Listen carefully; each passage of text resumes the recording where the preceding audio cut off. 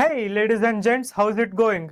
I'm Rohan Marar, AI engineer, and today I'll be going through my personal production grade AI platform which I self-host right here at my home.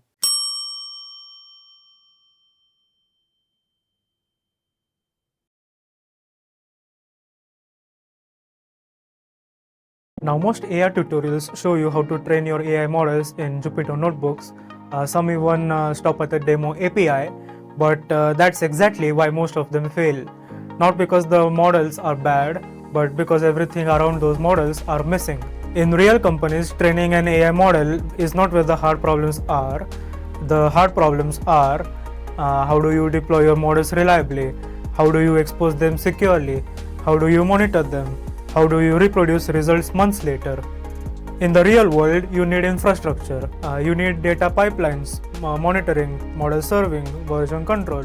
More importantly, you need secure deployment. You need access to your home network from outside your home and from everywhere in the world. You need all your details about model training and inference. Now this is not about training the best AI model or chasing benchmarks or just copying Kaggle notebooks. This is not a video about self-hosting large language models like Olama or OpenWeb UI or running massive models locally. Well, I don't have a GPU yet, but that's intentional. And honestly, that's not the point. When people hear self-hosted AI, they immediately think about running models. But in real production systems, models are the smallest part of the problem. Models change, their weights get updated, their APIs get swapped, but the system around the model, that's what actually determines whether your AI project survives. This workstation is meant to be a production grade AI platform, something I need, something I can use to frankly reproduce my projects or reuse the same workflows or deploy real services or scale when a GPU eventually arrives. Now whether the model runs locally or in the cloud or gets swapped entirely, the platform stays the entire same. Not having a GPU doesn't mean this is a toy setup, quite the contrary. In fact, most production AI infrastructure which companies use run perfectly fine without GPUs. I want to build a platform where today I might call a cloud model, but tomorrow I might run it on my own and nothing else changes. So this video isn't about running models, it's about building the infrastructure that makes AI projects work. This series is about owning the full AI lifecycle. That means I can have version data, I can track my experiments, I can have feature consistency, or I can host secure APIs, or this allows me to do monitoring, logging, drift detection. If I change my datasets, I have to know whether changing one feature or one part of a dataset changed my model's outputs, what exactly causes the model's accuracy to improve, and so on. I basically want an environment where my trained models are APIs, my dataset is versioned, my metrics are visible, all my failures are observable, and everything is reproducible. In other words, production on-premise AI, not demos. By the end of this series, I'm thinking maybe 4 or 5 videos, I'm not exactly sure, we'll see about that. You'll see a complete AI engineering stack from data ingestion to model deployment to monitoring. Now everyone tells you the same exact thing when you want to deploy your own AI. Use AWS, use GCP, use a cloud service like Hostinger, pay as you go, buy your own cloud instance, host some virtual machine yourself. And but here's the main problem: most AI engineers don't even need a hyperscaler.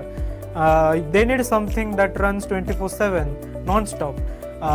They want it to be accessible from anywhere. They can host. Basically it should allow them to host real AI workflows, and it shouldn't drain your bank account, quite frankly. So instead of deploying my AI projects on the cloud, I decided to buy and build my own production grade AI platform right here in my home. So let's start with the very first problem, the obvious problem: cost. If you want to deploy even a simple service like a simple RAG pipeline, retrieval augmented generation, the basic AI projects where you train your large language models. Maybe you're hosting your own inference API or maybe a chatbot. You're paying for compute, for storage, for bandwidth. You're paying for idle time. And here's the worst part, the sad truth about is you're paying even when no one else is using it.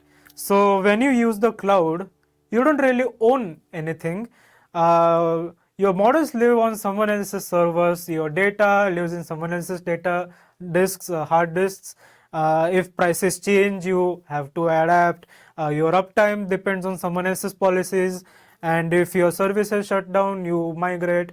That's fine for enterprises, but it hurts builders and engineers like us. So what did I do? I bought my own personal computer for self-hosting all my AI workflows. My entire AI platform now runs on a single machine, an HP Z440 workstation.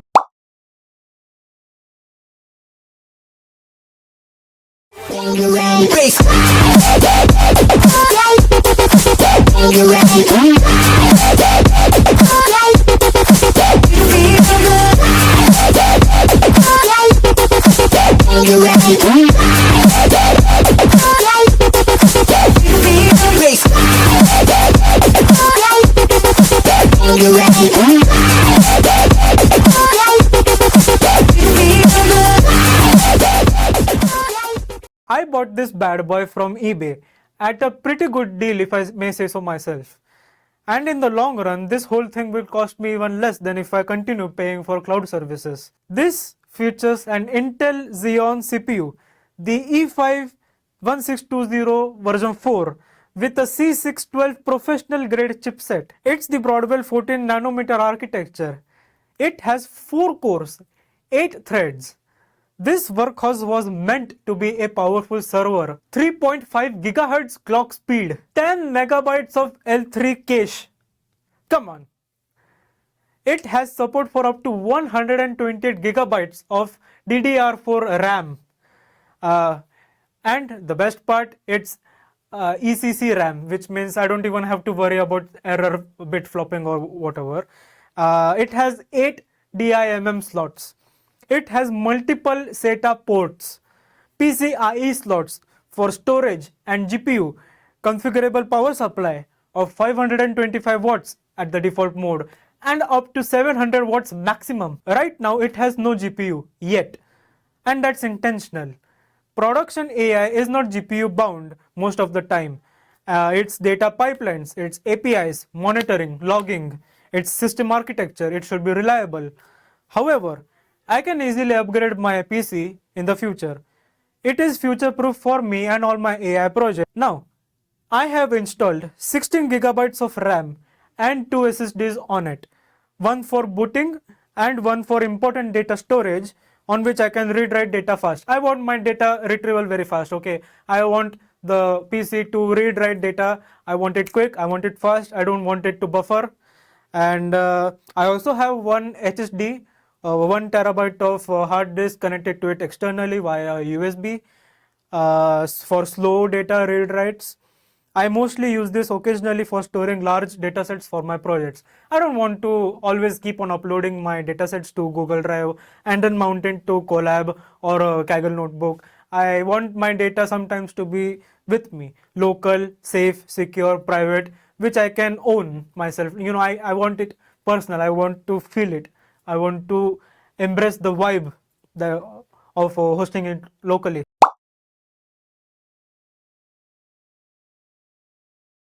Now, on this, I am running Ubuntu 24.04 as my main operating system.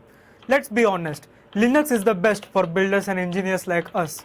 Windows is bad, Mac OS is pretty decent, but Linux is where we can fully shine. I usually orchestrate everything on top of this, be it Docker containers or some other virtual machines if I ever feel the need to. But frankly, Ubuntu itself is a very powerful operating system which I always use for hosting my AI platform. Using Ubuntu, I can keep the server running 24/7, serving APIs online for others to use on the internet, and keep my model inference switched on forever. Now, here's an overview of our infrastructure. We have our hardware on which we are running Ubuntu. On Ubuntu, I am running always switched on Docker containers. At this point, I want to zoom in on Docker because this is where most personal projects quietly fall apart, and this is true.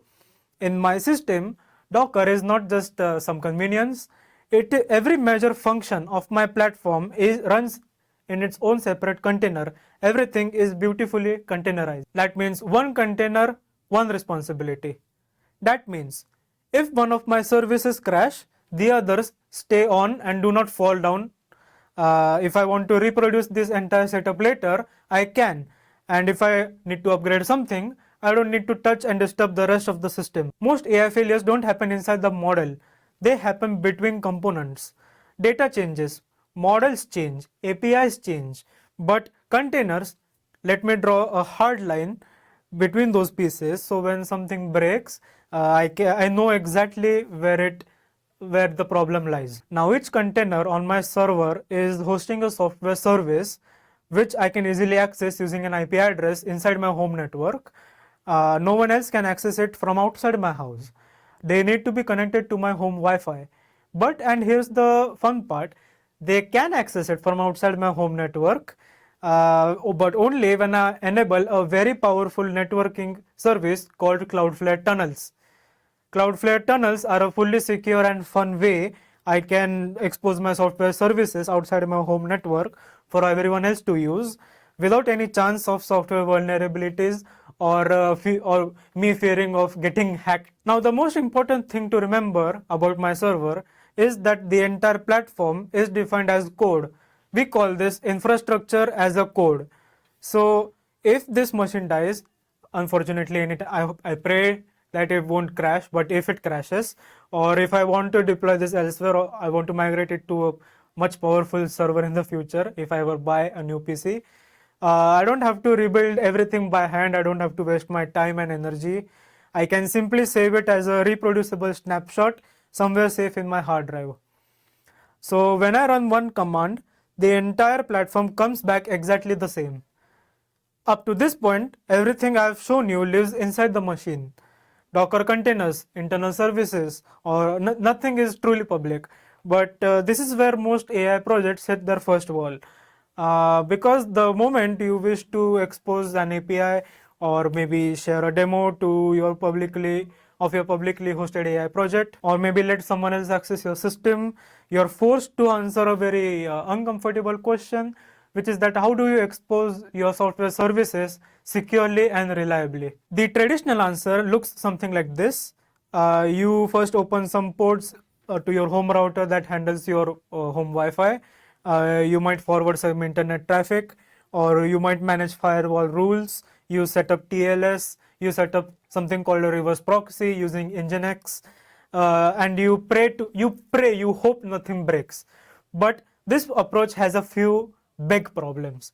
First, it assumes your server should accept inbound traffic. That's already a bad assumption.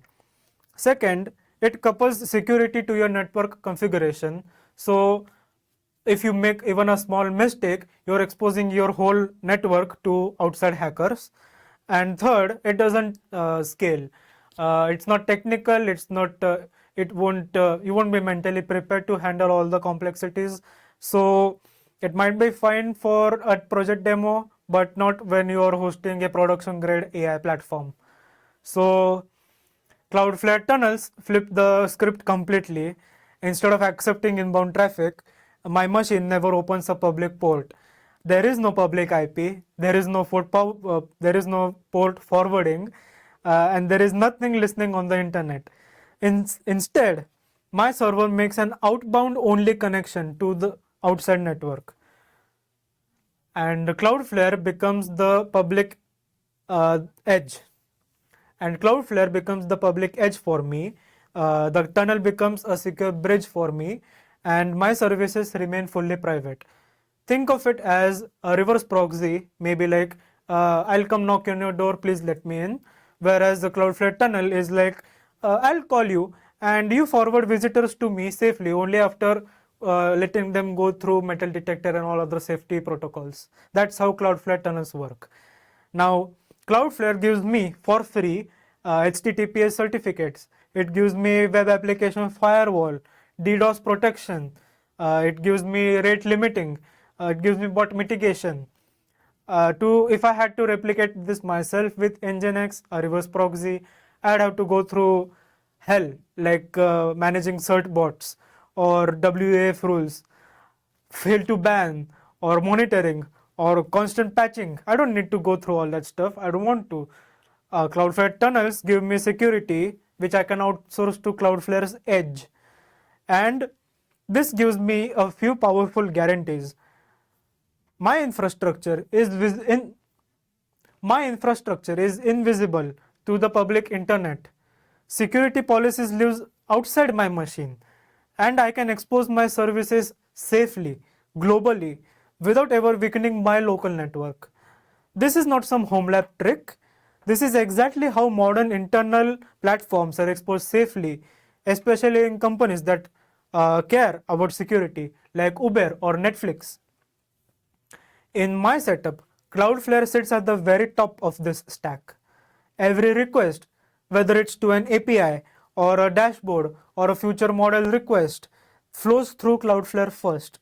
That means authentication, rate limiting, logging, access control, all happen before any traffic reaches my machine. The containers stay internal, but access stays external. Inside my server, everything runs for the most part as Docker containers. Not some services on the host, some in the cloud, or some exposed randomly. Everything is structurally containerized. Even without a GPU, I am hosting pipelines. I am hosting orchestration, metadata, APIs, datasets, demos, control planes. This is exactly how AI companies operate. GPUs come and go, but infrastructure thinking stays. Now, Cloudflare Tunnel enabled me to host public demos, private admin panels, client safe previews, URLs to my web pages, and I have zero fear of exposing my home network to some hacker. I can confidently say that this runs on my own on-premise infrastructure, production secured via Cloudflare. Now, what AI services do I expose publicly? Here's where it gets fun. Even without GPUs, I can host small transformers, classical ML models. I host quantized LLMs via APIs. I host rule-based LLM hybrid versions. Some examples of these, some projects which I have done recently is a sentiment analysis API. There was one news classifier. I had an embedding and search demo for my recommendation engine project. I have exposed the feature registry, dataset versions. Privately, I have write access is secure with my authentication, but publicly I can expose everything via read-only dataset explorer. And best of all, I have hosted try-it-yourself demos for others to see, which all these things I can rate limit and enable them to be CPU safe endpoints. I can allow others, my friends, to upload their own CSV files and they get predictions. They enter some ticker, they get sentiment scores. This was when I hosted my AI financial advisor platform. And Cloudflare allows me to rate limit and block web scrapers. Most important, you have to block AI bots and web scrapers, and it keeps my cost zero. Now, on my server currently, I have min.io and MLflow. Let's start with min.io. Min.io is object storage. Think of it like your own private S3. What's S3? Amazon's S3 is simple storage service. It's a object storage service. Min.io works the exact same way, except I can self-host it myself for free. Min.io is where my model artifacts live, where all my training outputs live, where all my large datasets, that I keep using for all my AI projects, live. But here's the important part. Min.io is not exposed to the public internet. It stays fully secure private on my home network. I don't need to open any port. I don't need a public IP. I don't need direct access. Now, on top of that, we have ML flow. ML flow is what tracks experiments, runs, metrics, and models for me. When I set up a training job and then let it continue and it then later finishes, ML flow logs artifacts for me, and those artifacts are stored in min.io. So ML flow talks to my min.io internally, container to container over Docker networking. None of this communication ever leaves my server. So where does Cloudflare tunnel come in? Cloudflare is not hosting ML flow. It is not hosting min.io. It doesn't run my models. It simply acts as a secure gateway. When I want to access ML flow, the UI, the dashboard, Cloudflare tunnel exposes only that service and only through authentication. When I want to access min.io for admin tasks or uploads, Cloudflare tunnel exposes that endpoint again with access control. So instead of say I open port 9000 for min.io or I open port 5000 for ML flow, I don't need to do any of those stuff. What I do is I keep them private and I map them to Cloudflare managed routes. No public IP exposure, no inbound firewall rules. And with my tunnels, I can require Cloudflare access. This includes my email, my GitHub, my Google login, my two-factor authentication protocols. I can restrict access by IP or by countries as well. I can add Cloudflare's zero trust policies, and min.io and MLflow no longer are simple public dashboards. They are accessible only to me and my team members. And I get to expose my other AI services or projects for everyone to see, which has no security concerns for me anyways. Instead of me using Hugging Face Hub's Gradio cells or Streamlit's instances for demonstrating my projects, I use my own server setup. I control everything from top to bottom. That's enterprise grade AI architecture. Even if for now it's running on a single server, which I am running in my home, Cloudflare decides who is allowed what to access. And the best part is this scales naturally. Today it's min.io and MLflow. Tomorrow it could be a feature store or a vector database or an inference API or maybe an internal admin dashboard which I host. They all follow the same rule. They run as Docker containers, they stay private, and they get exposed only if needed through Cloudflare tunnel. So when I run this platform, it's no longer chaos.